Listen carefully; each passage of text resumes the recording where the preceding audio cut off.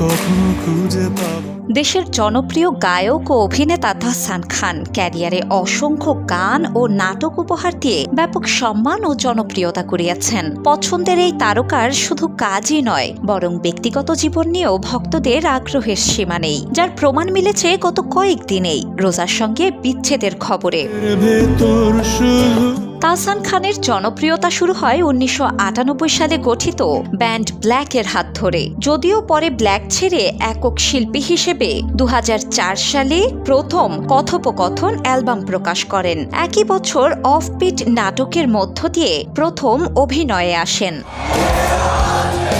গেল বছর মিডিয়া ছেড়ে দেওয়ার ঘোষণা দেন তাহসান। মিডিয়ার আড়ালে গিয়েও সম্প্রতি এই গায়ক বেশ আলোচনায় এসেছেন তার দ্বিতীয় স্ত্রী রোজা আহমেদের সঙ্গে বিচ্ছেদের খবর প্রকাশ করে।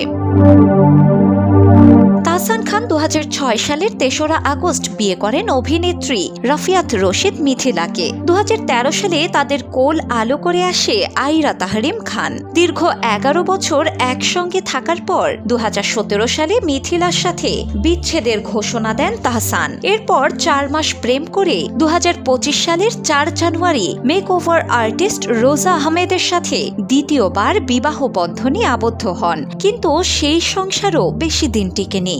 অভিনেতা নিজেই জানিয়েছেন গত বছরের জুলাই থেকে আলাদা থাকছেন তারা। বর্তমানে খুব একটা ভালো নেই তাহসান। দীর্ঘদিন ধরেই শারীরিকভাবে অসুস্থ, তবে এর কারণ এখনই প্রকাশ্যে বলতে চান না তিনি।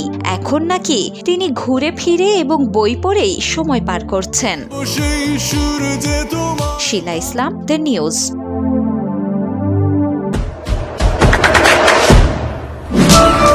দেশে দেশে সবার সাথে দ্য নিউজ।